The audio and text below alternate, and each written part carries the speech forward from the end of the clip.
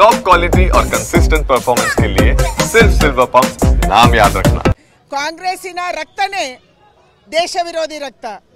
ಯಾವಾಗ ದೇಶಕ್ಕೆ ಸಂಕಷ್ಟ ಬರುತ್ತೆ ಅವರು ದೇಶದ ಜೊತೆ ನಿಲ್ಲಲ್ಲ.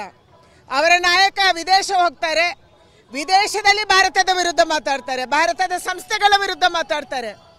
ಈ ಸರ್ಕಾರವನ್ನು ಮೋದಿಯನ್ನು ಹೇಗೆ ತೆಗಿಬೇಕು ಅನ್ನುವಂಥದ್ದನ್ನ ವಿದೇಶದಲ್ಲಿ ಚರ್ಚೆ ಮಾಡ್ತಾರೆ.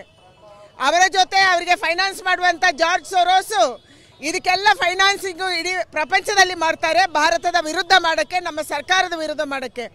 ದೇಶದ ಒಳಗಿರುವಂಥ ನಾಯಕರನ್ನು ದೇಶದ ವಿರುದ್ಧ, ಸೈನಿಕರ ವಿರುದ್ಧ ಎತ್ತಿಕಟ್ಟುವುದನ್ನು ನಾವು ನೋಡ್ತಾ ಇದ್ದೀವಿ. ಅದಕ್ಕಾಗಿ ಕಾಂಗ್ರೆಸ್ಸಿನ ಮಾನಸಿಕತೆ ಏನು ಅನ್ನುವಂಥದ್ದು ದೇಶದ ಜನಕ್ಕೆ ಅರ್ಥ ಆಗಿದೆ. ಆದರೆ ಇಡೀ ದೇಶದ ಜನ ಇವತ್ತು ಸೈನಿಕರ ಜೊತೆಗಿದ್ದೀವಿ.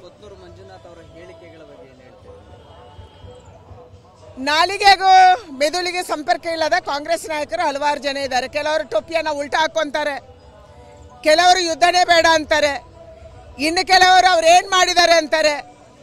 ಅವ್ರು ಏನು ಮಾಡಿದ್ದಾರೆ ಅಂತ ನಾನು ಒಂದೇ ಆಗ್ರಹ ಮಾಡುವಂಥದ್ದು, ಕಾಂಗ್ರೆಸ್ ನಾಯಕರು 1 ವರ್ಷ ಹೋಗಿ ಪಾಕಿಸ್ತಾನದಲ್ಲಿ ನೆಲೆಸಬೇಕು.